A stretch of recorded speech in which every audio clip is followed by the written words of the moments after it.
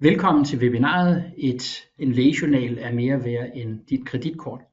Jeg indrømmer, det er en lidt poppet overskrift, men det er faktisk rigtigt. Hvis man shopper en tur på det mørke internet, jamen, så kan man købe sådan et sæt kreditkortoplysninger for omkring $3. Leder man efter en lægejournal, jamen, så skal man hoste op med ca. $60. Derfor går vi i det her webinar tæt på den aktuelle trussel fra de cyberkriminelle, og hvordan I bedst beskytter jeres klinik imod uvelkomne gæster. Hvor aktive er de cyberkriminelle? Hvorfor zoomer de lige ind på lægeklinikker og sundhedsområdet? Hvordan arbejder de, og hvad kan du gøre for at beskytte din klinik bedst muligt? Mit navn er Bjørn Roholt, og jeg er jeres vært i den næste halve times tid. Med på webinaret der har jeg heldigvis to eksperter, der ved, hvad de snakker om. Det er først og fremmest vores keynote, Senior Territory Manager i Nordics, Adrian Love, fra sikkerhedsfirmaet Sonic Wall. Han vil sætte ord på trusselsbilledet og hackernes arbejdsmetoder. Welcome to you, Adrian. Desuden så er det vores egen sales manager, Mads K. Petersen fra Healthcare, som vil fortælle lidt om, hvad EG gør for at tilbyde jer en sikkerhedspakke, der matcher den trussel, som vi skal høre lidt om. Velkommen til dig, Mads. Well, Adrian, I guess that was the key word for you. You're going to talk a little bit about data security and cyber criminals. The Danish military intelligence, or Forsvarets efterretningstjeneste, som we call it in Denmark, they claim the threat of cybercrime against the healthcare sector in Denmark is very high. And in their latest threat assessment from 2024, it is stated that the healthcare sector is an attractive target for cybercriminals. For example, they try to extort their victims by encrypting data and systems. As a professional cybersecurity company, how do you recognize this picture? Does that match with your impression of what is going on? Absolutely. What I do is if I have a quick talk through what cyber criminals do, kind of where they come from, what they're thinking, and then we can really show why healthcare is so important to them. So what I do is I'll start by giving a little rundown on the history of cybersecurity. So right in the very beginning, the only people doing any kind of hacking were researchers, because they're the only people who had access to what was ARPANET at the time. And they were trying to test how things worked, understand it better. And they were the original hackers, right? They were the first people doing things. After that, we got this idea of this kind of cyber hooligans. And they were people who just wanted to deface websites. They were proving a point. It was ego driven. And they really were after reputation, saying, look, there's this new thing and I'm really good at it. From there, we saw these kind of egos joining together around causes. And then we had things like Cult of the Dead Cow and Anonymous, and these kind of hacktivists starting up, where they would band around some kind of political agenda, and they would start hacking and try to cause disruption. From there, we started to see people work out how to monetize their efforts.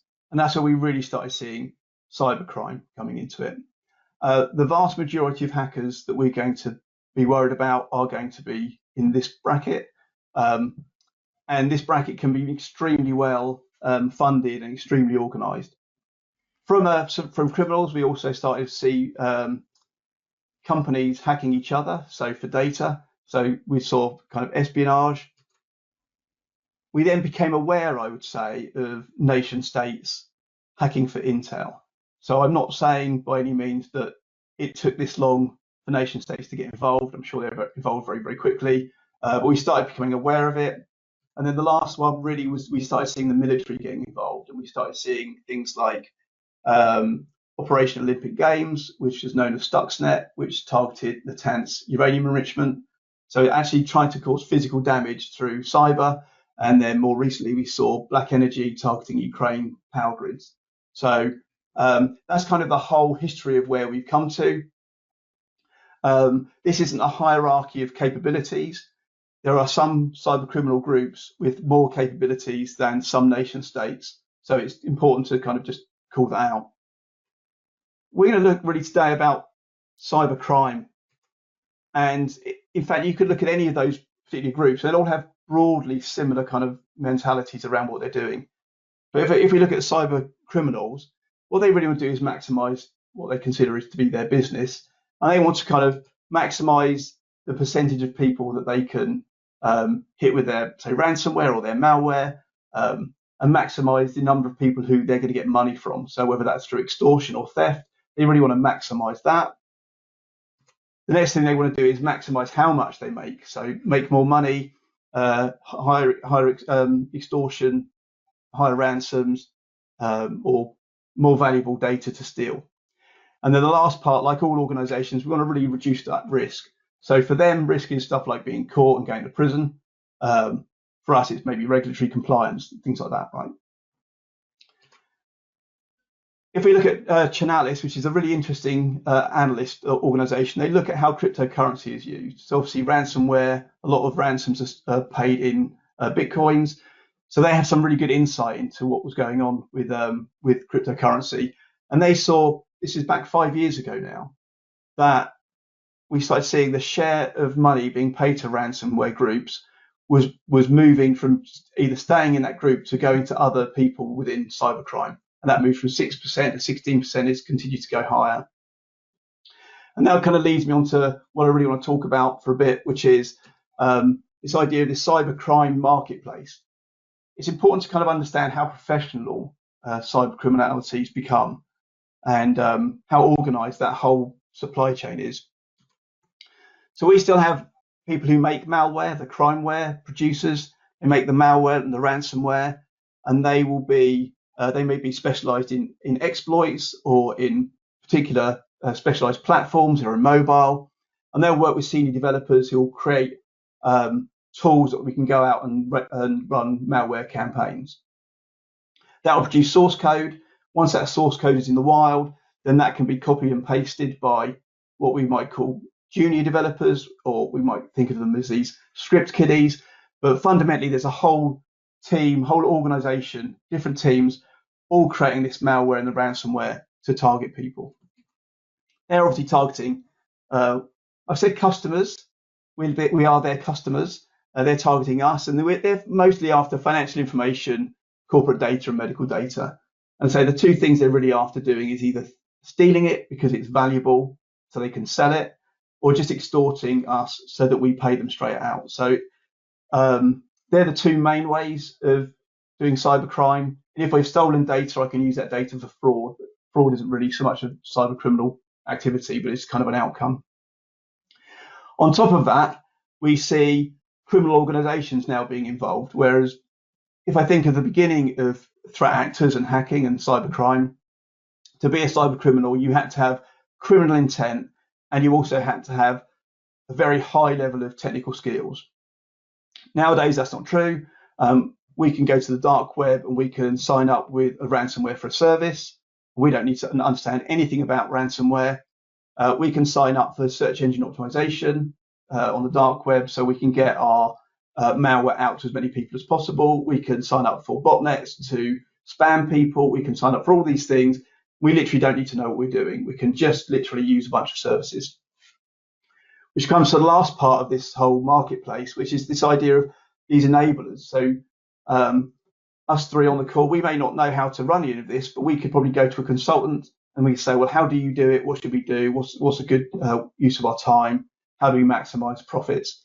And I just want to, if you see all those things, money mules, botnet rentals, hosting, etc., just at the end, that cyber insurance, I just want to let you know, if we wanted to buy an exploit on iOS, on iPhone, it would cost somewhere in the region of maybe $250,000. And we're going to be giving that in Bitcoin to what is fundamentally a criminal. So we can go to an organization on the dark web who will underwrite that for us.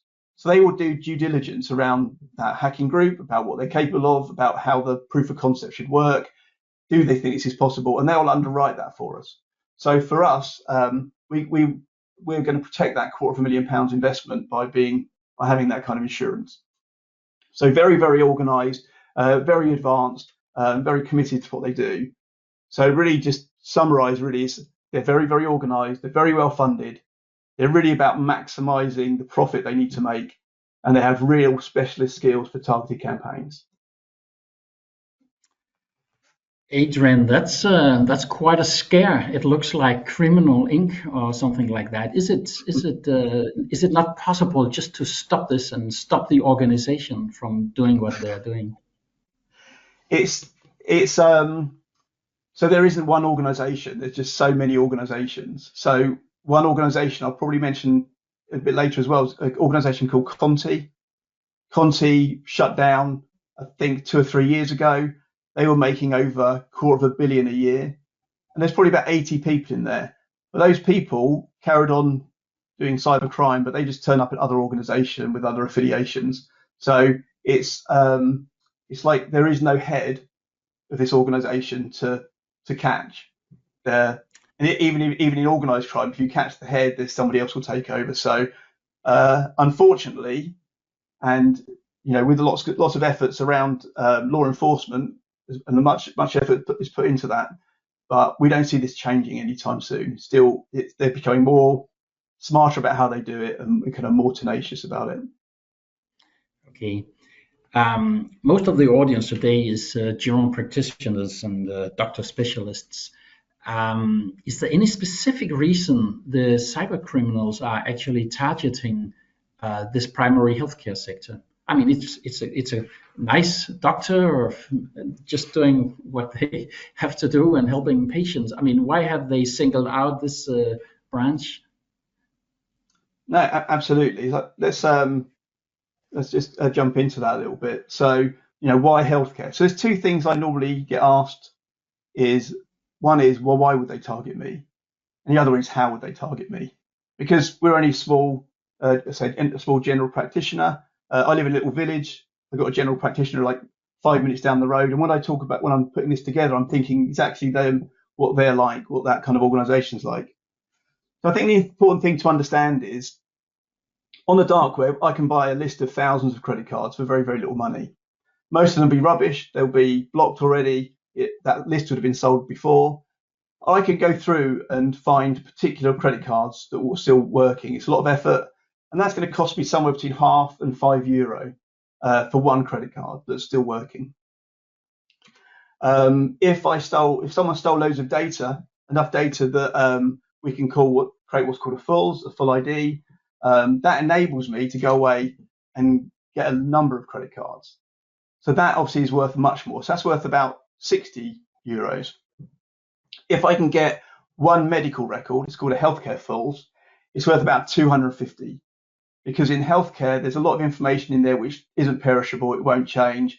It gives me all the information I'd need in a fulls, plus more, and it's worth much more. So if I can go to my little healthcare doctors around the corner and I can steal just 100 records, that's somewhere in the region of €25,000, which is kind of worth some effort, right? So that's why it's important. Then the last part of this would be if I want to create a full ID kit for full identity theft, then I need to base it on a healthcare fulls, and then I can start getting loans. I can start getting passports and birth certificates. So really, when it comes to identity theft in particular, medical records are absolutely key. So that's why healthcare is so heavily targeted, because of the value of the data that people on the call hold. So the other part of this is how do they get in, right? So are people really focusing purely on healthcare? Well, there's two parts. Yes, some are and others aren't. There's the three main ways people are going to get targeted is very traditionally it's email. So we've been very familiar with spam and phishing emails. This is still the same. It's going to either have some kind of PDF embedded, which will have some kind of malware code in it, or it's going to point me to some kind of website. So the other one is a website, and it may be a website you do know and trust that I've compromised, and I can put some payload on there, or it's a website that you've never heard of, but it looks pretty trustable, and I'm going to try to use that as a way of luring you to connect to something which I can then infect some of your machines. And that last part is almost all, I'm sure, medical practices nowadays have lots of Internet of Things, whether it's CCTV cameras or printers or self-checking kiosks or air conditioning, whatever it is, right? Lots and lots of different devices. And I can go onto sites such as Shodan, and I can then find those devices. I can find. So if I know a particular device is used in a medical practice, then I can search things like Showdown and I can find them and target them. So there's lots of ways. I can find email addresses, I can find websites that are used by medical practitioners, and I can really target them. But there's this other side where I don't actually know anything about medical practitioners. I don't really know anything about healthcare records. I don't know, but I'm just running campaigns. But I may hit some organizations who have medical records. And then you're an untargeted victim of mine, but you're still being caught by me. And what we see on the dark web quite a lot is, so this is from Conti, this is from Conti's dark web page. If you don't pay their ransom, they then sell access to your organization. So this is, you can see I've blurred out the names of it, but they will just say, look, here's a medical practice, you know what you're doing, you give me some money, you can have access, and I'll give you all the rights to do what you need to do. So then that's where a specialist in that cyber criminal marketplace can then say that, yeah, okay, well, I'm happy to give you €5,000 to give me access because I know I'm going to make so much more money out of that. So yes, you will be targeted very typical ways, but you'll also be caught in this huge net of just cybercrime kind of activity, and that will be then sold on to people who can really monetize it. So it's medical records are valuable. Specialists will target emails, websites, and IoT, and then a non-specialist will sell access to your networks. Do you have any examples of recent attacks that could sort of prove that the general practitioners are under siege? There's so many all the time. I think there's one just last week from Maryland Hospital. I remember I went out to the US and with a business, and somebody would end up being unwell and was taken to a hospital, and he couldn't be seen because the hospital was actually under a cyber attack. There is, when I was doing research for this, there's example trying to find out like what's the latest around medical records. The example was a Finnish healthcare practitioner that had their records stolen. They were being sold, and that's where the $250 figure comes from. So it's happening across the world, across the Nordics. But it's not just. But we're all I think we're all aware of these things going on. You can just look in the news and you'll see many examples. Is this like some waves that are rolling over the country, or is it something that's going on 24/7? What is your take on that? So the way that the cyber criminals kind of work, because they work with affiliates, when a group of individuals work together to target healthcare, you'll see more attacks. And if they get disrupted, then they'll generally go off, but then they'll just kind of reform. So you never know, right? So I think that's the problem. It could be quiet today. That doesn't mean it's not quiet tomorrow. It could be busy now and it could stay busy. We just don't know. We do know from Sonic's Walls data, when we've looked at when organizations are breached, when they're normally attacked, it's about 3:00 in the morning, local time. So it's almost like they know when people aren't looking. They know when people aren't having stuff monitored. So from a 24/7 perspective, we know it's early in the morning when no one's paying attention. As far as that activity, it's pretty constant. There will be particular groups which target it, and we see that across industries as well. So we see banking targeted by Carbonac, and then Carbonac gets disrupted, and then that goes quieter for a while.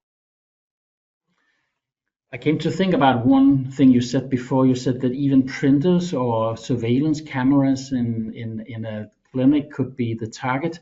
That's interesting because a lot of people would probably put up this surveillance camera in order to prevent somebody to visit your clinic at 3:00 at night, but that could actually be an open back door.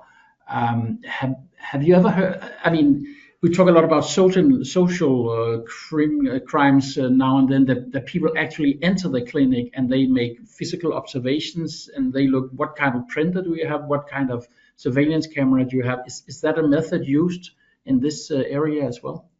It can be. The thing to remember is the amount of effort you want to put in to how much your reward's going to be. So how much is somebody can do social engineering to find out about a small practice? Maybe not a great deal, but if they can find out that, look, pretty much all practices use this kind of CCTV, then that's great. That's really good, valuable information. And also, I've never met anybody who's bought any Internet of Things device based on its security. They base it on it's easy to set up and it's cheap. So CCTV cameras are well-known exploit. Quite often they're connected to the rest of the network where your PCs and servers are connected. So, and we see this with building control systems, so door systems, heating, ventilation, air conditioning, those sort of things. So it's quite interesting because we're getting more and more used to a view where people work from anywhere. So why does it need to be more secure? Well, actually, there's a whole bunch of kits and devices that you have that stay in the office because of Internet of Things. So it's just being aware that they are actually another kind of thing to just be cautious about when you're thinking about the security for your organization. Right, to sum up, medical clinics are targeted constantly by cyber criminals, and they do it because medical records are actually valuable.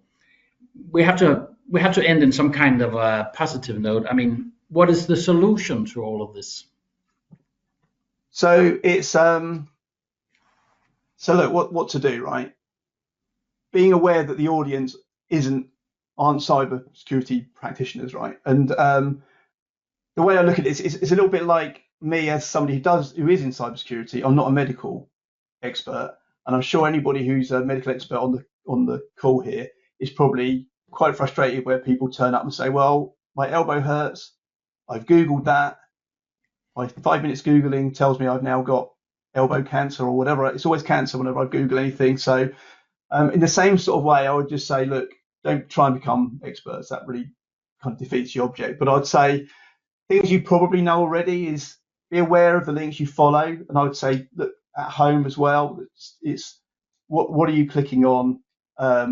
Hopefully you understand how domains are created, how a domain is read. So where the .com matters, but try to be really cautious about that.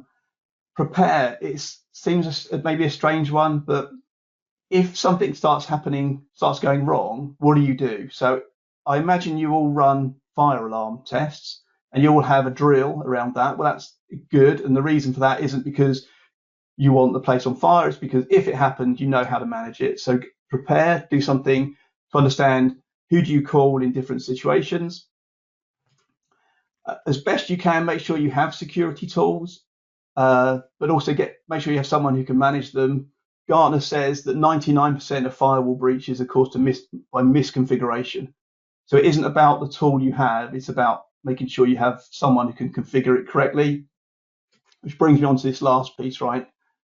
You don't need to be an expert, but you need to know one, right? So in the same way, I'm not going to try and become a medical expert. It's not a good use of my time. Probably don't have the skills for it.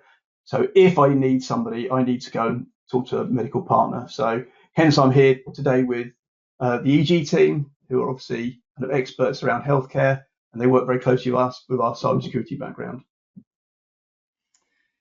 Thanks to you, Adrian. I just want to switch over to Mads, and I will speak in Danish for a while, but I'll get back to you. Mads K. Petersen, du er sales manager i EG, og du sælger jo allerhelst vil du egentlig snakke om vores healthcare-løsninger, men det får du ikke lov til i dag. Men healthcare tilbyder også en sikkerhedsaftale til vores kunder. Hvorfor gør vi det? Det gør vi jo, fordi at vi skal holde det sikkert. Der er jo en kæmpe trussel i Danmark, eller hele verden kan man sige, hvor man kan sige, at det giver rigtig god mening, at vi vælger at levere den her sikkerhedsaftale også. Fordi for os handler det ikke kun om at levere et godt lægesystem, men det handler simpelthen også om at sikre, at det fungerer trygt og stabilt i hverdagen, og så lægerne kan koncentrere sig om at være læger, og vi kan koncentrere os om at være IT-mennesker. Man kan sige, at systemet er jo kun... Ja, men kan klinikkerne ikke bare klare det selv? Altså, der er jo Altså mange, man der kan sige, allerede har egne firewalls, for eksempel. Er det ikke godt nok? altså nej, ikke rigtigt desværre. Jo, selvfølgelig, hvis den er lige nu købt og helt ny og så videre, så er den helt sikkert opdateret forhåbentlig, men problemet er, at hvis man køber sådan nogle, så bliver de oftest ikke opdateret, og de bliver forældet hurtigt. Så allerede der er der en risiko, og man kan sige, vi har jo en pakke, hvor vi kører det her, hvor vi ligesom sørger for at få den opdateret, vedligeholdt og så videre, sikre os, at der er de nyeste funktioner i den, og hvis ikke den lever op til standarden og sikkerheden, jamen, så sørger vi selvfølgelig også for at få skiftet den i de her pakker, vi har lavet i de nye sikkerhedsaftaler. Fordi man kan sige, at en af de ting, der er, det er at drive en klinik, det er egentlig ikke blot at have et, som sagt et lægesystem som før, men også simpelthen både at få tænkt system og sikkerhed ind i det, og sikre sig, at der ikke bliver overset nogle huller. Nu hørte vi jo både af kamera og alt muligt andet kan være en hackervej, så det er, man skal lige overveje, inden man sætter det der USB-stik i computeren, om det egentlig er det rigtige, man sætter i og så videre. Så klinikken skal jo også hjælpe til, så det er sådan lidt det er hele vejen rundt, men det er i hvert fald godt at have sikkerheden lidt i baggrunden. Jeg ved ikke, om du kan sige lidt mere præcist om, hvad sikkerhedspakken egentlig indeholder, som ikke tilbyder. Jo, det kan jeg godt. Altså, der står en masse inde på hjemmesiden jo, men nogle af de ting, det er jo blandt andet et antivirusbeskyttelse, og så har vi jo den her firewall-sikkerheds i gang også, hvor at man får en firewall tilsendt, og så indeholder det både opdateringer og vedligeholdelse af den, og hvis den bryder ned i morgen, hvilket vi selvfølgelig ikke håber, den gør, men så får man en ny med i det her abonnement, så man ikke skal lige pludselig ud og investere i en ny firewall igen, så man simpelthen sikrer sig, at man har den nyeste og bedste hele tiden. Man kunne forestille sig, at det her var en vare, man kunne købe forskellige steder. Altså hvorfor skulle man lige købe den af dig, udover at du er en flink fyr? Jamen altså man kan sige, vores er jo specialbygget til det her healthcare segment inden for klinikker, og den lever ligesom op til vores standarder. Hvis det er, at man køber den et andet sted, så kan vi jo ikke garantere, at den lever op til det, og det er heller ikke sikkert, at man kan få den på det her sundhedsdatanet, fordi som vi hørte Adrian sagde her før, de her patientjournaler, de er meget eftertragtet på nettet, og vi har også hørt eksempler i Danmark, hvor der er nogen, der er blevet hacket desværre, og fået lækket en masse patientjournaler, så det vil vi meget gerne undgå. Tak til dig, Mads, for så fik vi det på plads. Time is running, and it's time to wrap up. I just have one final question for both of you, Adrian and Mads. If you, in a few words, should say, what would be the first thing that you should check and do after this webinar if you were a general practitioner or a specialist doctor owning your own clinic? Adrian, you can get to go first. Well, I would say if you don't know the situation you have around security, then find out. And the best thing you can do is just have a little bit of doubt. So it's one thing I ask my parents to do, is if you just question whether you should be doing it, you'll probably get the right answer. So I'd say that's find out the situation and just a little bit of caution. Okay. And you, Mads, what would you suggest? It's kind of the same, but I would probably go back after this webinar and ask myself, am I the right to decide if we are well protected in the clinic? And that can be kind of hard to assess on your own. And that's exactly why they should reach out to us. We are here to help and get an overview and see what we can do and maybe make the clinic even more secure. Thank you to both of you. It was a real pleasure to have you with us today, and I was happy that you shared your experience and insights with us.